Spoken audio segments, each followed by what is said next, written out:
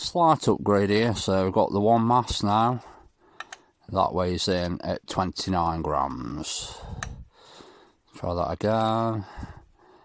And again, so we've got 29 grams. So we've got to times that by 25. That gives us 725 grams.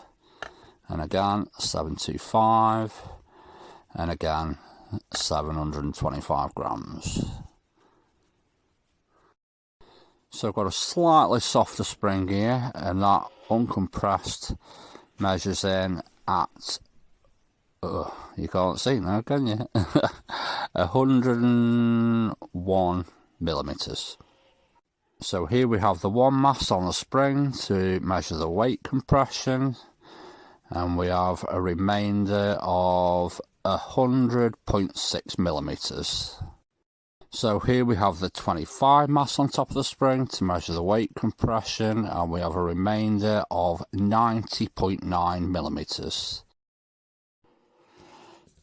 So the spring uncompressed measures 101 millimeters.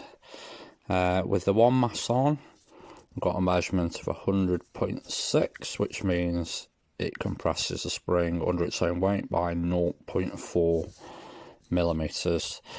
The 25 mass, we got 90.9, which means we've got a compression of 10.1 millimeters for its weight. And obviously there with the one mass, if we times that by 25, because we put 25 times the weight on, that comes out at 10 millimeters. So I got a measurement of 10.1, so practically that. So we should see a difference when dropped in compressions. For the 25 mass should compress 9.7 millimeters. So we could just round it. So we're looking at like 1 centimeter difference in compression, because that would be the weight difference. So now my one mass has gone up ever so slightly because I put a washer on. So 29 grams times 25 equals 725, and also we've got 725 grams. I thought I'd have a go at this again and do it a bit more scientific like for somebody who might appreciate it, because the goofies out there are just a waste of space, aren't they? So here we go again. Just in case there's any newcomers here, just taking the glory of my massive rod. So here we can see I've done a really neat job of taping it down, and we've got the measuring ruler in line with the spring. Oh, it's about time for a well-earned crumpet break. Oh, yummy. Back to it then. Whoop whoop, it's the physics police. Right, so everything's taped down, phone in place.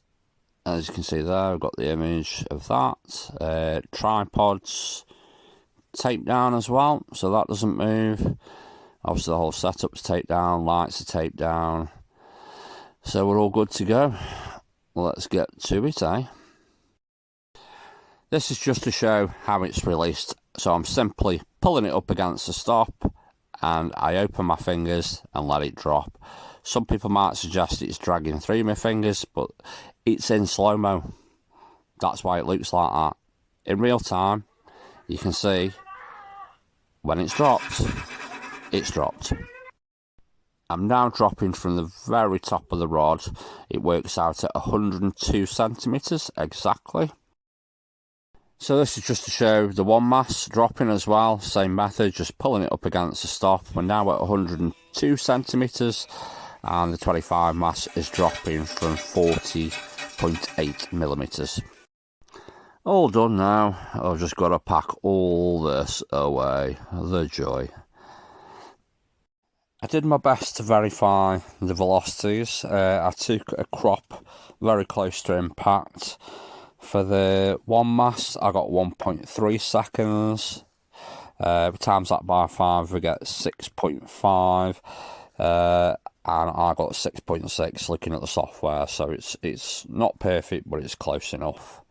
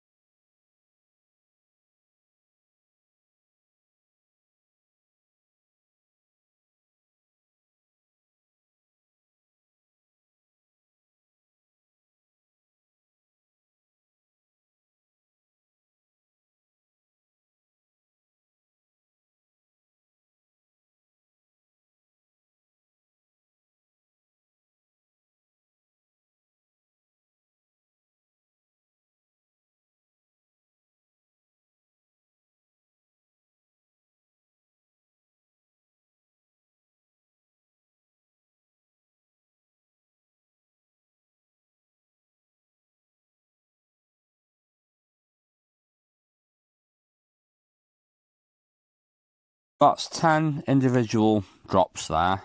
Obviously there's little bits of variation, not much, and then we take an average, so obviously add them all together, divide by 10, and that gives us 27.85 average compression minus the 0.4 millimeter for the weight.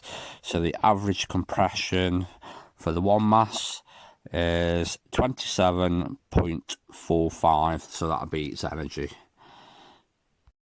If we just take a quick look at momentum and suggest that as a measure of energy, we saw the average compression for the energy of the one mass was 27.45.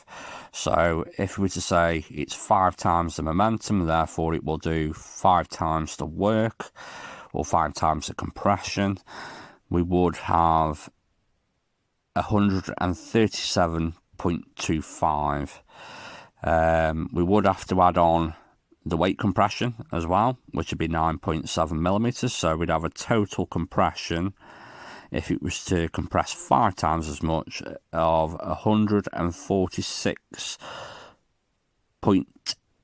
what we got there, 95 millimeters. So considering the spring only measures in at 101 millimeter, it's smashing, it's smashing the spring, bottoming it out and going through the table, basically.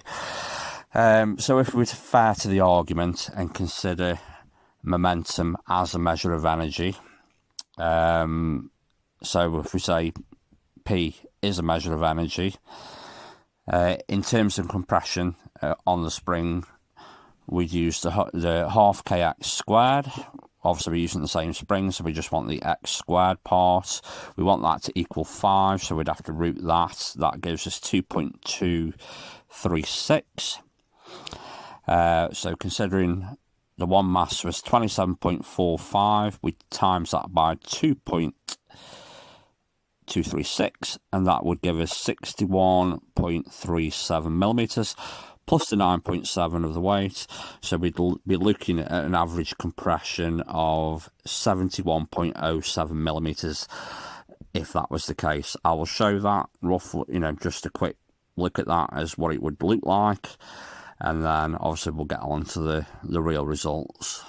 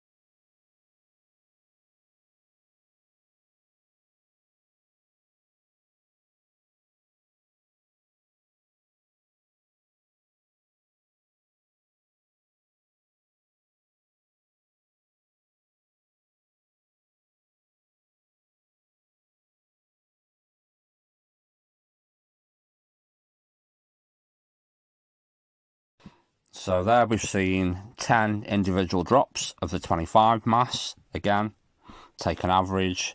That comes out at 382 divided by 10.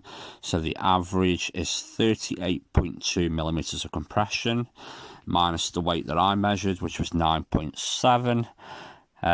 So that gives us 28.5 millimeter average.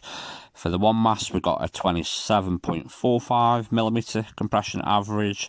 So we have a difference of 1.05 millimeters in the two comparisons. So very small.